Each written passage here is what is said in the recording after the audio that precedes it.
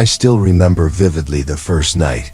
I came to work at the mental asylum. Everything seemed normal at first, at least by the standards of a place that specialized in keeping the most dangerous psychopaths. But after stepping through the cold iron doors of the asylum, I could not have imagined my life would change forever, turn into a vivid nightmare with no end. Saint Mortem is not a normal mental asylum. This place holds dark secrets that no one dares to mention, even in private whispers. As soon as I started my security job, the warden, Mr. Harris, gave me a small piece of paper. On it were unusual rules that I had to follow absolutely if I wanted to survive. He emphasized, if you break even one rule, you will have no chance of survival. At first, I thought it was just a joke. But after that night I understood. Things had become more serious than ever.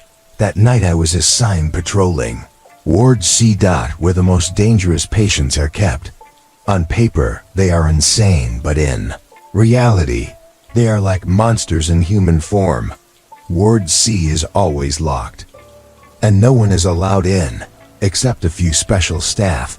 But out of curiosity and inexperience, decided to break the first rule: never open Ward C after 10 p.m.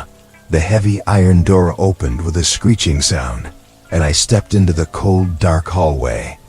The ceiling light flickered, making the darkness come to life.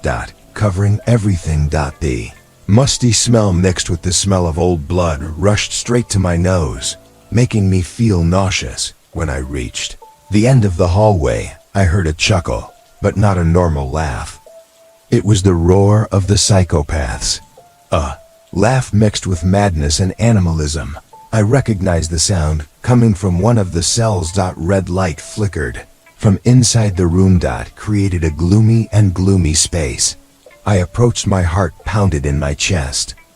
When I looked through the small crack of the door, I was so shocked that I almost fell. Inside the room, a group of patients were tearing each other apart. Their eyes were bloodshot, like wild animals that had lost control. They rushed at each other like hungry wolves, tearing flesh and tearing pieces of raw flesh from the bones. A patient was dragged to the floor too. Arms were held tight, while another one bit his stomach, drag out red intestines. His hissing echoed throughout the room as his liver, kidneys, and other internal organs were dragged, chewed between sharp teeth. Blood flowed all over the floor, forming a pool of bright red blood. The most horrifying scene was when one of the patients used his long and sharp nails to gouge out the victim's eyes. With a scream of pain, the eyes were torn out of their sockets, revealing stretched nerves to the point of breaking. The person devoured the eyes. Blood and brain fluid flowed down his chin while he chuckled with pleasure. I couldn't breathe. Cold sweat soaked my back. I had to leave immediately, but my legs were frozen in place. At that moment, another patient used great force to smash the victim's head on the floor until his brains splattered all over the room. The sound of skulls shattering resounded, like the horrible sounds in a nightmare, and the person began to chew on the remaining skull fragments. Suddenly one of the group stopped. His bloodshot eyes turned to look at me through the crack of the door. He laughed loudly, revealing his teeth covered in blood and flesh. He walked to the door. His eyes seemed to pierce through me. Before I could react, he lunged towards the door. He slammed his head hard against the bars. Blood flowed down from his forehead. But he continued to laugh. Continued to pound as if he was enjoying the pain. And his madness. I panicked. Trying to close the door, but my shaking hands couldn't hold the key. When I finally closed the door, I realized I had made a terrible mistake. I ran out of the C-section. My heart was pounding and my breathing was rapid. I should never have opened that door. I shouldn't have broken the rules. But now, I was too late to turn back. What I had just witnessed was not just a nightmare. It was part of the reality of the asylum. And I knew this was just the beginning. More horrors awaited me at St. Mortem Asylum. And I couldn't escape before all the nightmares began. I was just a normal person, living a fairly simple life. After losing my job due to bankruptcy, I fell into a state of a haze of bad luck. Struggling to find a new job. Money was running out. Bills were piling up and the pressure of life made me feel suffocated. Gloomy my shift. While sitting drinking coffee in an empty room, I decided to browse job search websites. Hoping to find something suitable. That's when I came across a rather strange job posting. Wanted security guard for mental hospital St. Mortem. Salary $5,000 a month.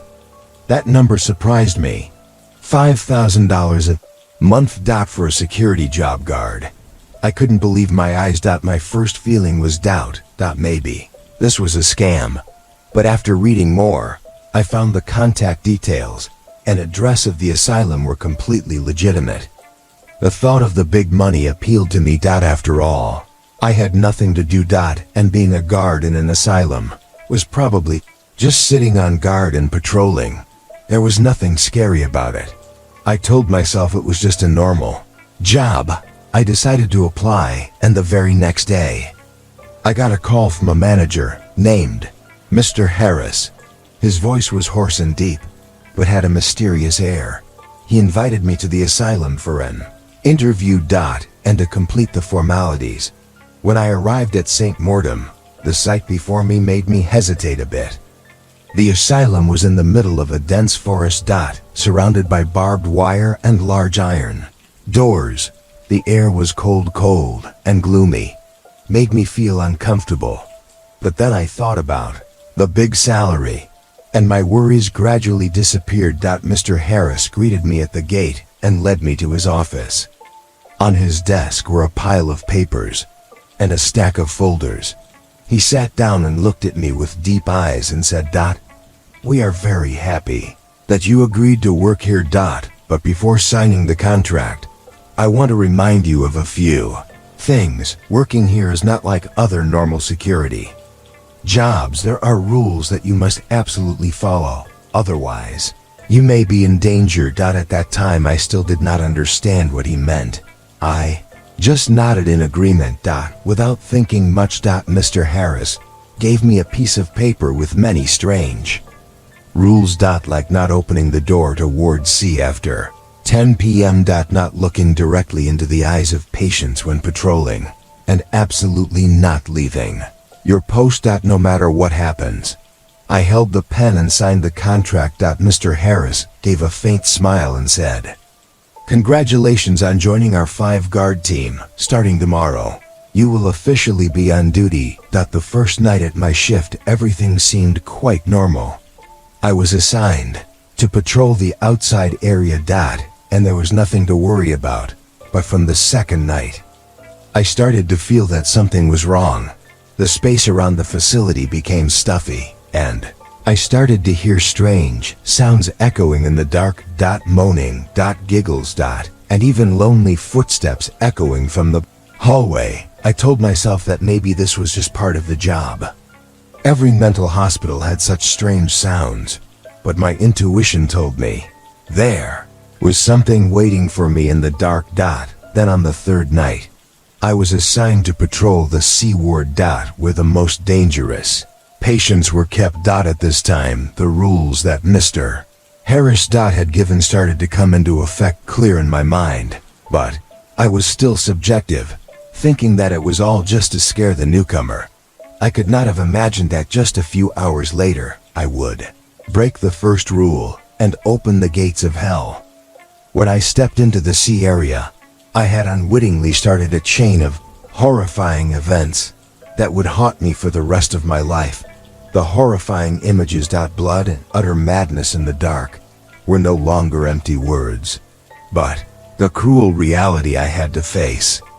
That night, I entered another world. A world where reason no longer had value, and where nightmares became reality.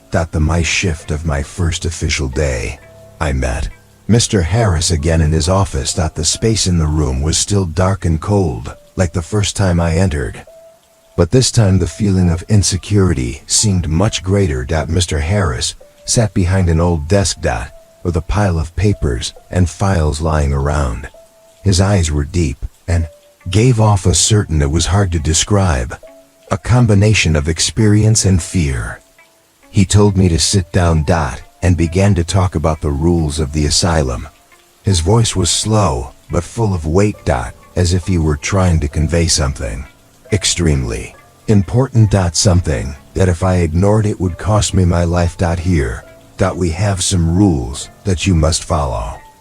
Mr. Harris said, emphasizing each word, not to make things difficult for you, but to protect yourself and everyone in the asylum. Listen carefully. He opened a thick file and pulled out a piece of paper covered with tiny lines. His hands shook as he handed it to me. First, Mr. Harris began. His eyes suddenly became sharp. When working, absolutely do not look into the eyes of any patient. Especially when they laugh. You will hear laughter in the hallway. In the cell, even right next to your ear. Ignore it. Even no matter how curious. Don't ever try to find the source of that sound. Looking into their eyes will only make you see things you shouldn't. And once you see, you'll never be able to escape. Shiver. This warning is not only serious, but also contains something terrible. I try to suppress my anxiety and continue listening. Second, he continues. The locking hours of the facility area are from 11 a.m. to 1 p.m. and from 5 p.m. to 7 a.m. Your shift must make sure all doors are locked. Absolutely no one is allowed to stay in the area after that time. Otherwise, you will be responsible for what happens after that. What responsibility? I asked, but Mr. Harris just kept quiet. His eyes were deep in space. As if recalling a painful memory. Third, he continued after a moment of silence. If you see a baby in a diaper going up and down the stairs, ignore it. On single quotes to talk to it. Don't try to help it. And never try to find out why it's there. Just continue your work. And pretend you didn't see anything. My mind wanted to dismiss this as a myth. But the way Mr. Harris said it with a serious face made it impossible for me to ignore. Fourth, he said, everything when you finish your work must go through me and report back to me. On single quotes miss any detail, no matter how small. I need to know everything that happens in the facility. I nodded. I felt like I was making a deal with the devil. But this wasn't over yet. Fifth, Mr. Harris continued, your guard uniform must be changed regularly and must be washed clean every day. Every day you must also wear a different perfume than today's. This isn't just a matter of personal hygiene. It has to do with the patients. They are sensitive to scents, and some scents can irritate them in unforeseen ways. Sixth, he spoke. His tone became even more serious. There are certain areas in the facility marked with forbidden signs. These are places you are never allowed to enter. No matter what, the consequences of violating these areas are something I don't want to mention. Just think, you will never see the light of day again if you dare to step foot in there. My heart pounded in my chest. The tension in this space made me suffocating. But I couldn't take my eyes off Mr. Harris. Finally he said, your days off are Saturday and Sunday.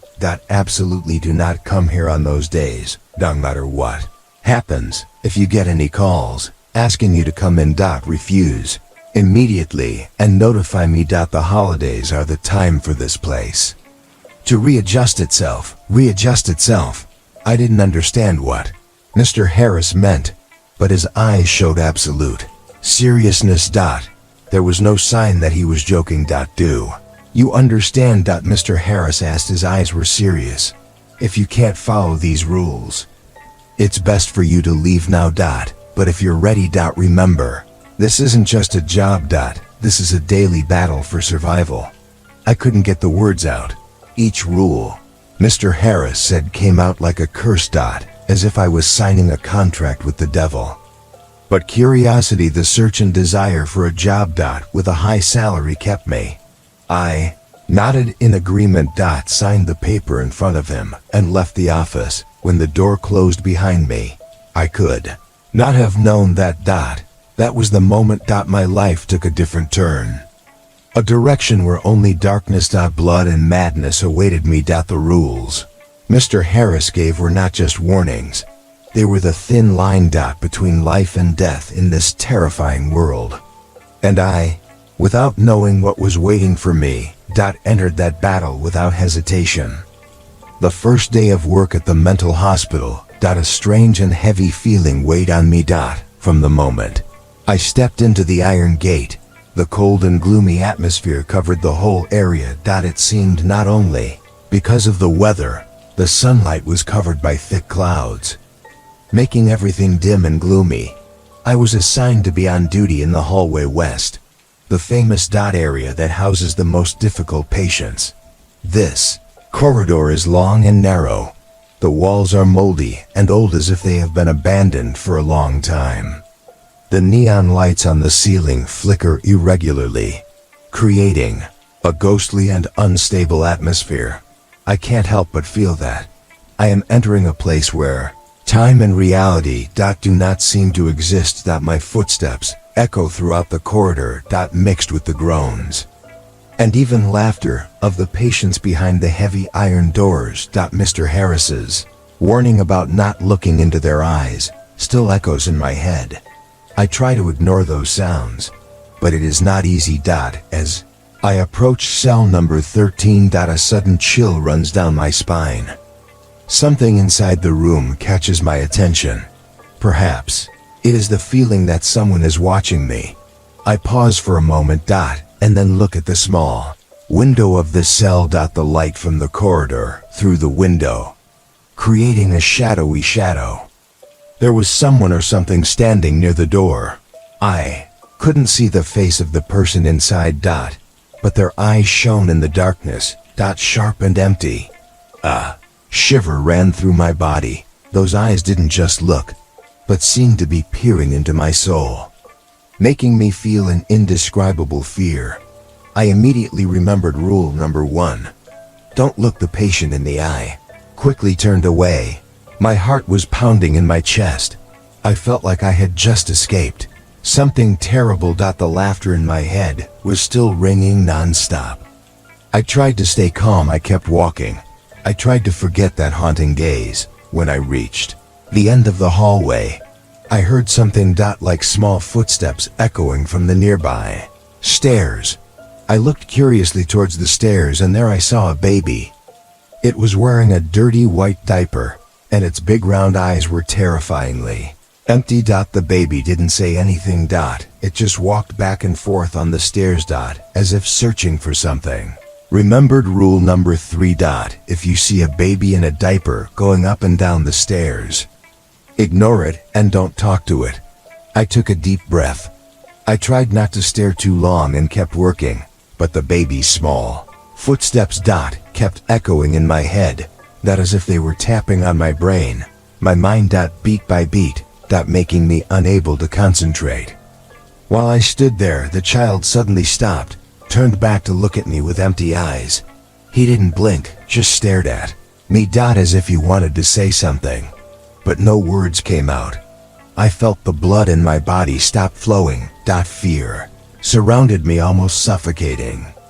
I didn't know what to do, just stood there frozen. Suddenly, from somewhere, a terrifying scream rang out. A patient's scream filled with pain and terror, shattering the deadly silence in the hallway. The scream echoed through every corner, making me startled and turn around. When I turned back to look at the stairs, the child had disappeared. There was no trace left, showing that he had been there. I wondered if I was hallucinating or if it was real. My heart pounded, trying to control myself. Couldn't get rid of the feeling of terror just now. I continued patrolling, trying to complete the mission, but every time I passed through any cell door, I had the feeling of invisible eyes following me, eerie sounds, and evil laughter, coming from all over, as if ghosts from the past were returning to haunt me. Finally, when the clock struck 10:30 p.m., I found myself nearing the end of shift. Sense of relief flooded over me, but also a sense of anxiety, because I knew the lockup time was approaching. I had to make sure all the doors were locked, before 11 p.m. I checked each door and each lock carefully, making sure there were no errors.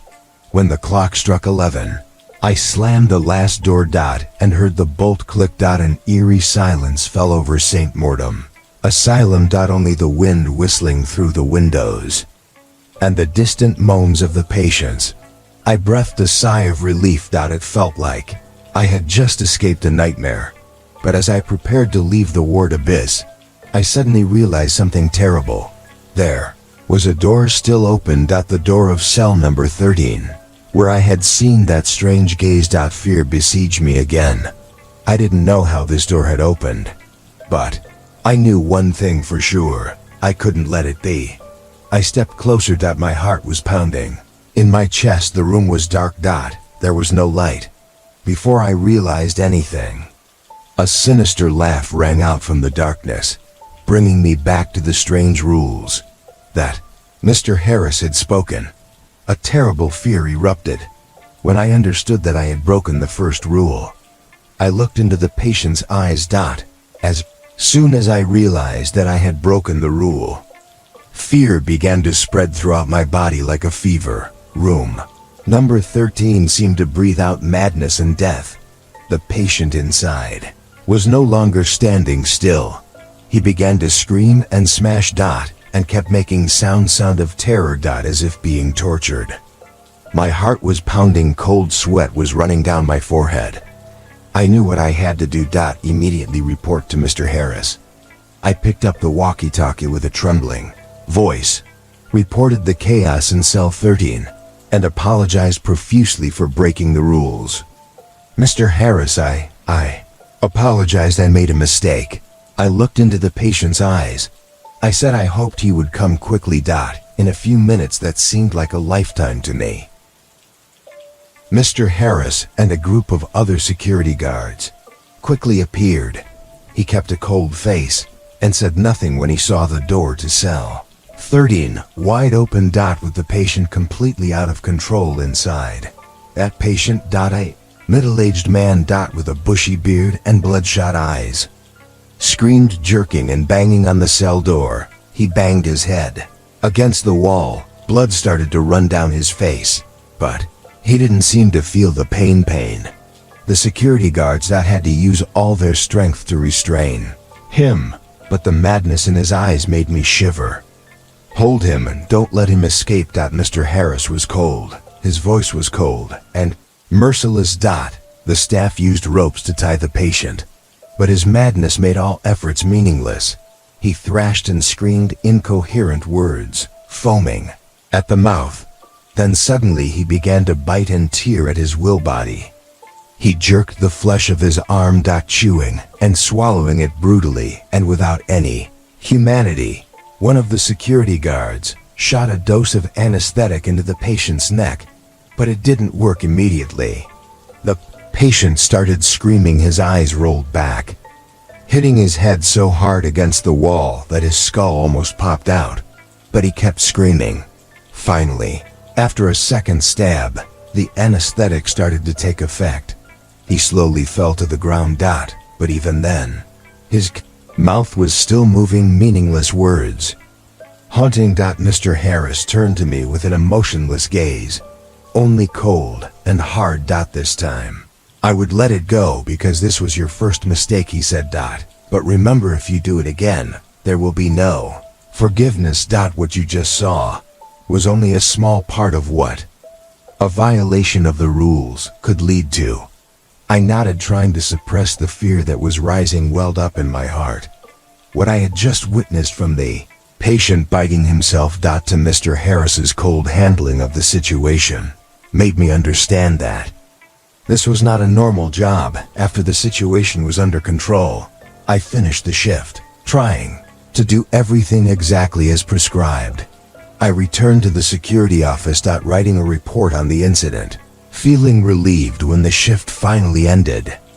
But that relief was short-lived when I realized that I would have to return to this place to face the strange rules and the endless nightmares. When I left the mental hospital St. Mortem, I felt like I was coming out of a nightmare. But at the same time, I knew that I was just starting to step into a world much more horrifying than I had ever imagined. The image of the patient biting himself and Mr. Harris's cold gaze still haunted my mind. As a warning that the worst is yet to come. When I get home, I try to rest. But when I close my eyes, those screams and horrifying images come back to my mind, making it impossible for me to escape the haunting. The rules and regulations are weird. Now they are no longer just warnings. They have become harsh realities that I have to face every day. After a restless night, I wake up feeling exhausted. The horrifying images from my first day of work are still haunting my mind, but I know I have no other choice. This job brings in a good income, and I need that money to sustain my life. I reassure myself that the second day of work will be smoother. And all I need to do is strictly follow the rules that Mr. Harris has laid out. When I arrive at the mental hospital St. Mortem, I say hello to my colleagues and go straight to the security room to get my shift schedule. Today things seem calmer now. I have learned to keep calm. And stay away from the patients if not necessary. The key to surviving in this place. Is to not let anything distract you, and to always remember those weird rules. I spent my shift patrolling the assigned areas. The giggles of the patients still sometimes echoed in the distance, but I have learned to ignore them. As if they were just normal noises, not worth worrying about. As I walked past the cells, I deliberately kept my eyes away from any gazes from inside. I took every step carefully, making sure I wasn't breaking any rules. Time passed slowly. But nothing unusual happened. I remembered Mr. Harris's instructions about not touching the child. In a diaper on the stairs. But today I saw no sign of him. It was lucky. I thought that everything was going according to plan. When the clock showed 11 a.m., I finished my shift. Without any incident, locked the door to the ward carefully. I felt relieved that I had followed the time regulations. My initial anxiety gradually dissipated. I was replaced by a little confidence that I could handle this job. The afternoon continued smoothly. There were no riots. No patients trying to self-harm.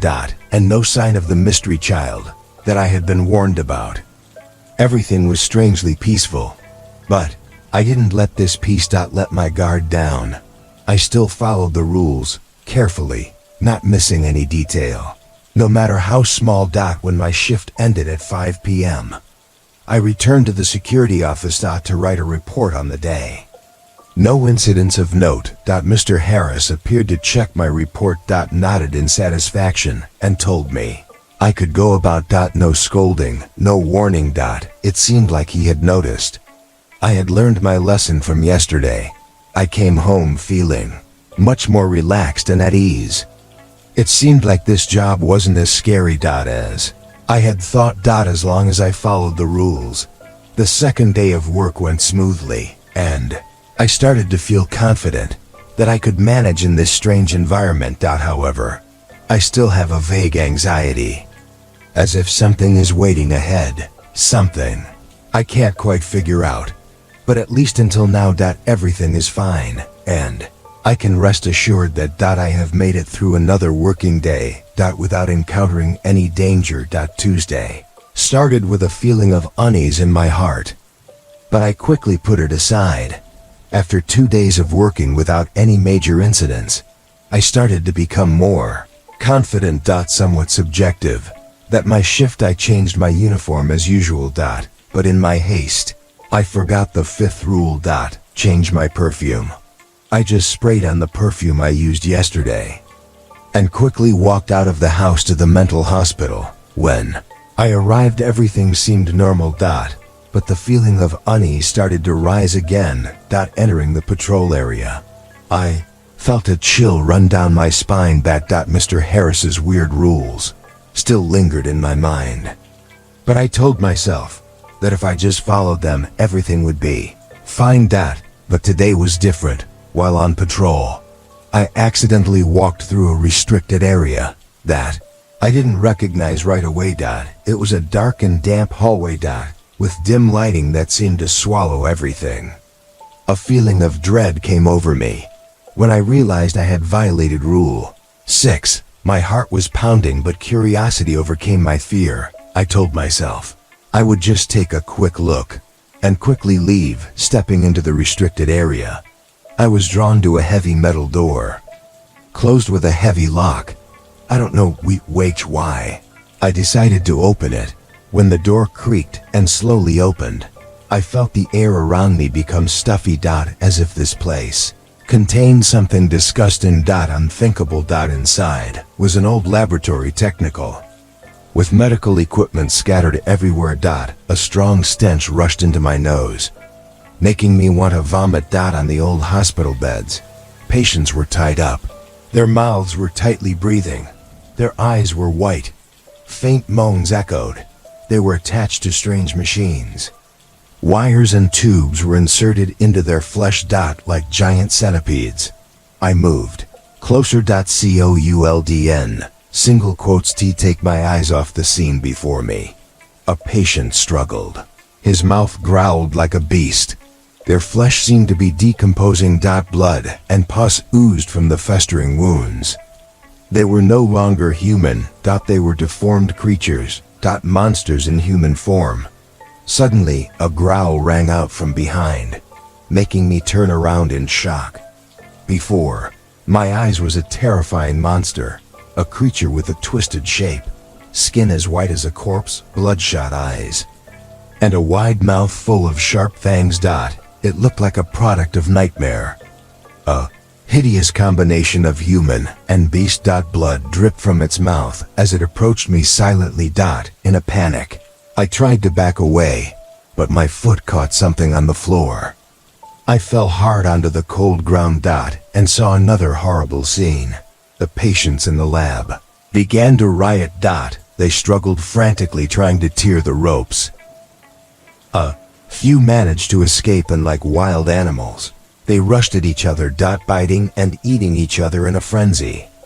A 7-bar scream, the sound of bones breaking and tearing, echoed throughout the room. Patient collapsed after having his eyes gouged out. Blood was flowing. His attacker, a woman with white eyes, her mouth was chewing on a piece of torn flesh. Her eyes were sparkling with inhuman hunger. The monster before me bared its teeth and snarled, ready to attack. I had no choice. I jumped up, run as fast as I can out of the room, leaving behind the groans, the biting and dripping of blood. My heart was beating as I rushed out of the restricted area, back into the dim light of the hall. But I knew that I had breached Rule 6, and the consequences wouldn't stop here. I had to see Mr. Harris, needed to admit my mistake, and hope that nothing worse happened. But deep down, I knew that things would never be the same. The horrific images I had witnessed would haunt me forever, and I couldn't escape the rules, the insane's rules. I ran as fast as I could to Mr. Harris's office. Heart was pounding and my breath was rapid. The horrific images from the restricted room still haunting me, but I had no choice but to admit my mistake. I banged on the office door, pleading for Mr. Harris to open the door. Mr. Harris appeared. His eyes were cold and mysterious as usual. I panted as I recounted the whole story. From how I had broken the 5th rule. To wandering into the restricted area and witnessing the horrors. He listened without showing any surprise. Only raised an eyebrow when I finished. It was terrible. Mr. Harris spoke calmly but dangerously. You know too much from What you saw, not everyone can live, G left to tell. I shivered when he said that, before I could react. Ghostly sounds rang out from the hallway. Patients had escaped the lab. I had wandered into. The sound of footsteps, evil moans and animalistic growls echoed everywhere. The office door opened before I could close it. And a group of patients rushed in like a pack of wild animals. They were no longer human. Their eyes were bloodshot and their mouths were drooling. And their limbs were reaching out. Try to grab whatever was in front of them. They rushed at me with lifeless eyes but full of desire to tear. I only had time to raise my guard stick to defend myself. But it was a desperate attempt. A skinny patient rushed in first.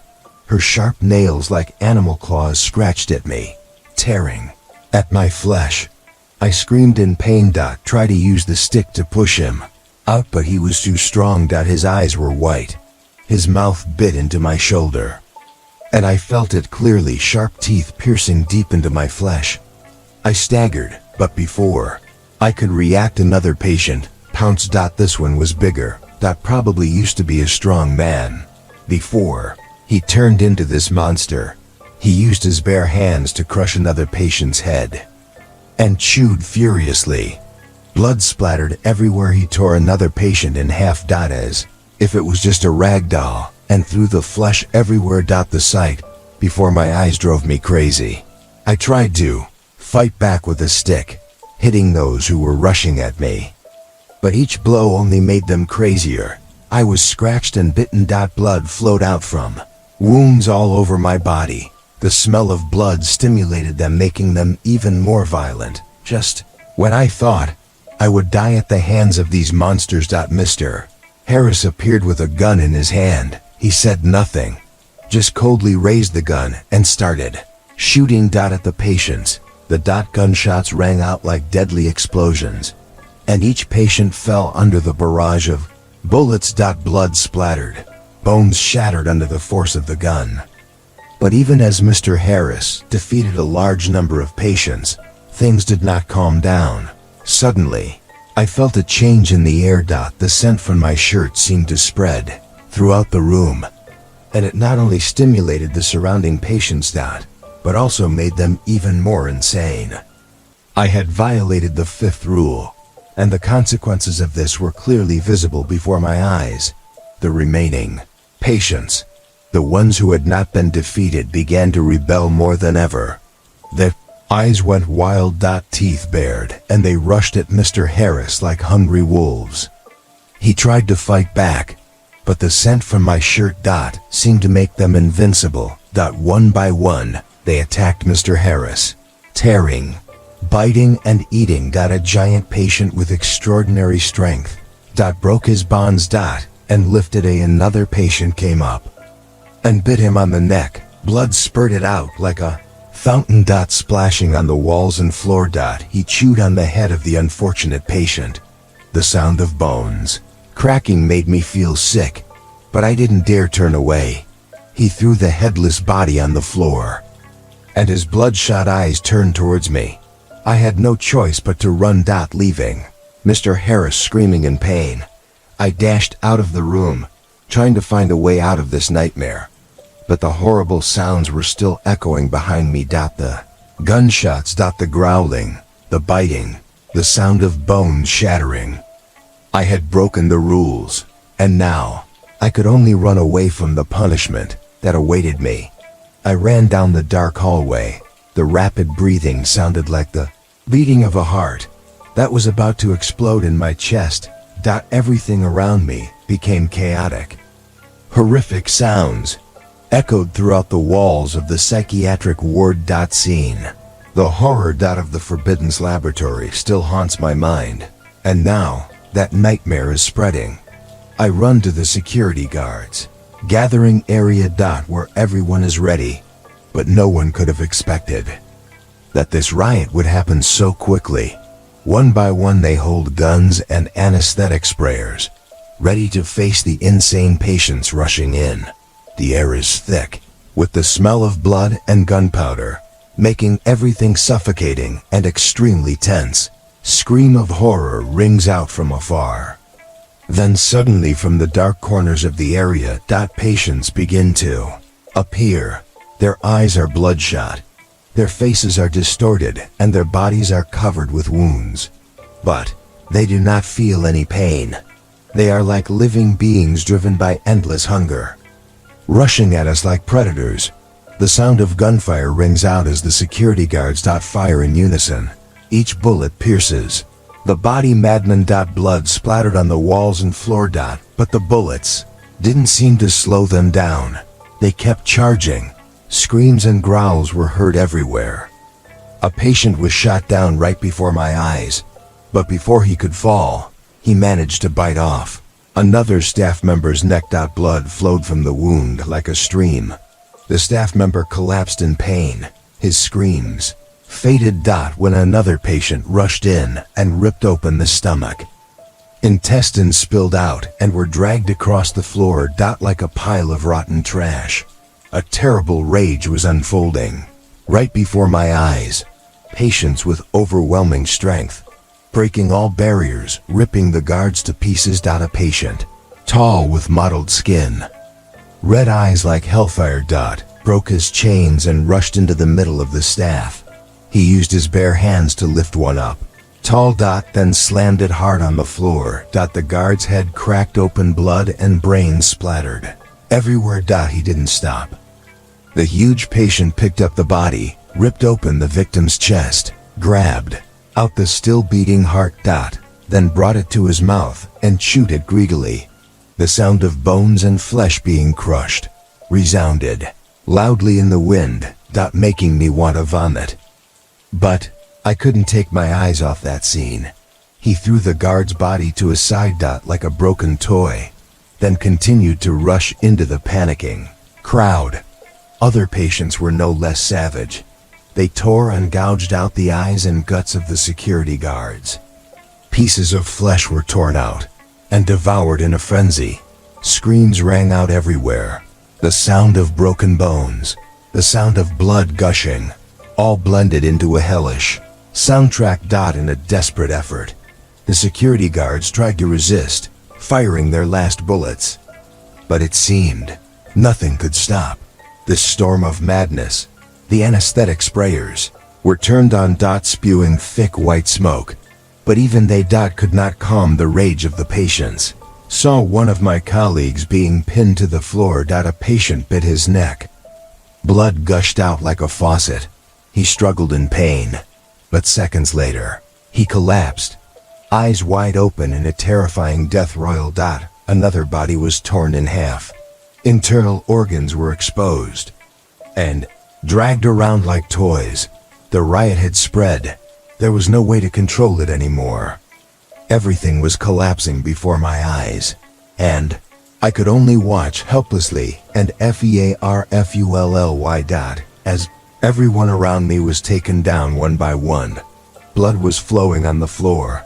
Screams were heard everywhere. And I knew that I was facing a nightmare with no way out. As the last security guards fell, the insane patients had completely taken over the area.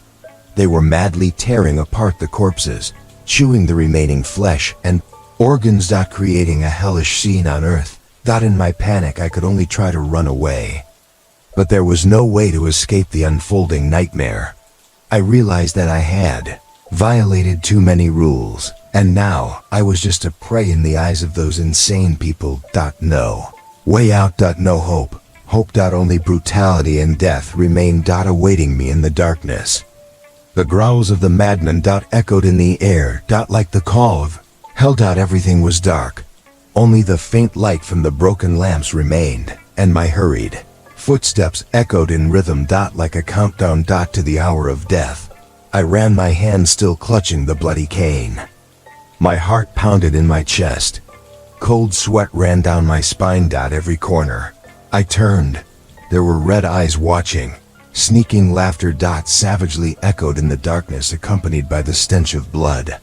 I knew I was running in vain, but I couldn't stop. Suddenly, I heard a screech from behind. It felt like a cold breeze touched the back of my neck. Turning, I saw one of the large patients. Half covered in blood crawling step by step towards me. His eyes gleamed with madness chaos. His mouth bared its sharp teeth, covered in blood and flesh fragments. He lunged at me. Faster than I could have imagined. I tried to raise the stick to defend myself, but he was too strong. The stick was swung out of my hand in a painful collision. Before I could react, he lunged forward. His hands were like iron pincers, grabbed my shoulders and pushed me to the floor. I felt the terrible pressure from his hands, as if they were trying to crush my bones. His mouth opened wide. A growl rang out right in front of me, and then he bit down hard on my shoulder. Stinging pain coursed through my body, as his teeth pierced my flesh, pulling out large chunks of red flesh. Blood spurted from the wound, and I screamed in pain, but my screams were quickly drowned out by his savage laughter, echoing in the dark space. He didn't stop there in his fury. He using his hands to grab the torn flesh, pulling a large piece of skin down from my shoulder. The pain was indescribable. I felt like I was about to faint, but fear and survival instinct kept me awake. I struggled to get away, but he was too strong. He threw me to the floor like a broken doll, then jumped up and pressed his foot down on my chest. His laughter became more frantic, as he started punching me straight in the face. Each punch was a piercing pain. Blood started to run down my eyes, blurring my vision. I could feel my nose bone being crushed. The cold feeling of blood running down my neck. He kept punching until my face became sticky and painful, to the point where I couldn't feel anything anymore. He stopped panting, but his laughter was still ringing. I tried to open my eyes to look up at him, but the only thing I saw was that crazy smile, along with his red eyes, like two hellfires. He leaned down, his horrifying face close to mine. "You will die slowly, little by little," he hissed. His voice was hoarse like a demon from hell. He started biting down on my chest, tearing each piece of flesh brutally. The excruciating pain made me want to scream, but I couldn't make a sound. I felt each piece of flesh being torn away from my ribs, the cold feeling of blood running down my body. But what was worse, was the feeling he was devouring every piece of that flesh right before my eyes, as if enjoying my last meal. I felt nothing else. Only despair and utter terror remained. I could feel my life force, gradually leaving my body. Each breath became more difficult. He continued to bite, continually tearing my body, until I was left with nothing but a pile of torn flesh on the floor. But I was not dead. My consciousness was still there, but my body was no longer mine. I saw his bloodshot eyes slowly dim, the light in them slowly disappear. As he finished his feast, he stood up and looked down at me. His eyes were now cold and lifeless. I knew that I would never escape this place. Darkness enveloped me, and the insane laughter of the other patients resounded everywhere like echoes from the dead. In the dark and silent night, a faint light suddenly flashed. In the darkness haunted, I lay in the midst of blood and torn flesh. Life was leaving me second by second. Everything around me had become a mess. Horror, blood of corpses and insane laughter. While my eyes were fading, I felt like I was about to sink into nothingness. Suddenly a figure emerged from the middle of the night. A security guard, whom I couldn't recognize because of the blood and dust, came closer to me. He was wearing a torn security uniform, but in his hand was a gun.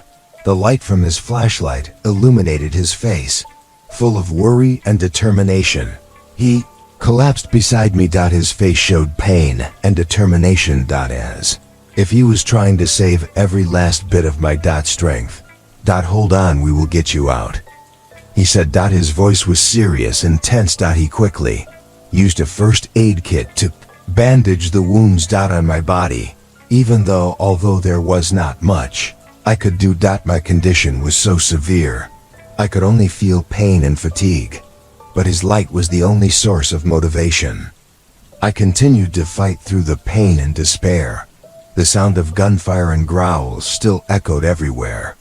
But now his appearance signaled a change in the situation. He quickly contacted the remaining staff, asked them to assist and take me out of the danger zone. With him, another group of security guards began to clear the remaining insane patients. Sound of gunfire continued as they fought to keep themselves and me safe. Not long after, the sound of police sirens shattered the silence of the night. Police cars lined up outside the mental asylum, and police officers and special forces quickly cordoned off the area. Police and firefighters began to pour in.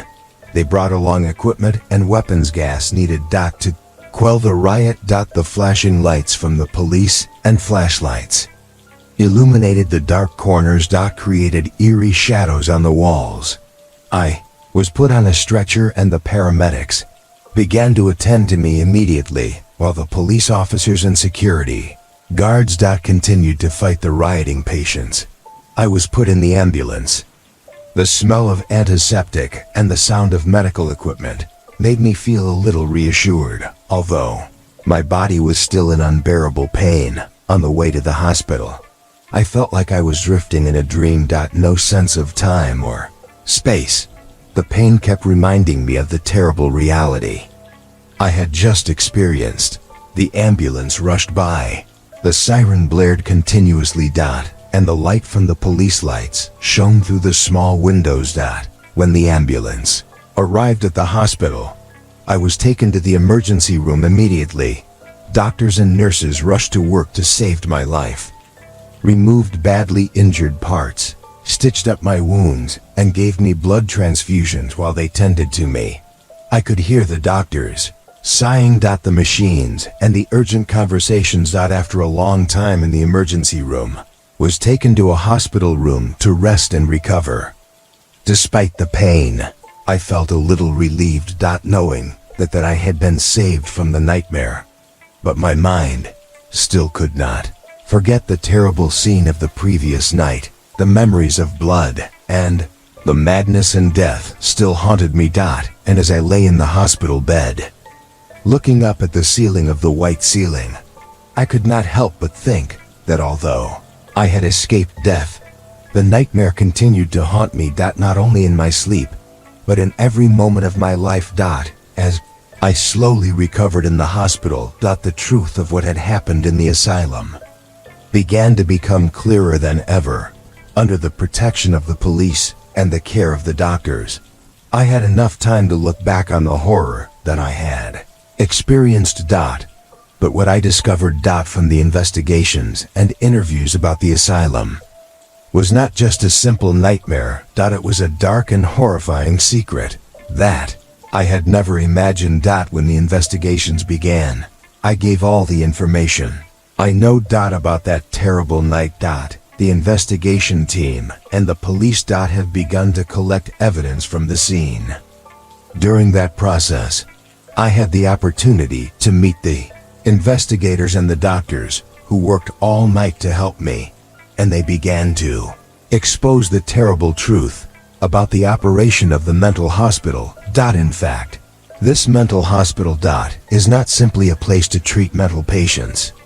It is an underground research center where horrifying and cruel experiments are conducted on humans. The truth about these experiments has been exposed through secret documents that the police and investigators have collected. 10. The patients here are not given medical care as announced.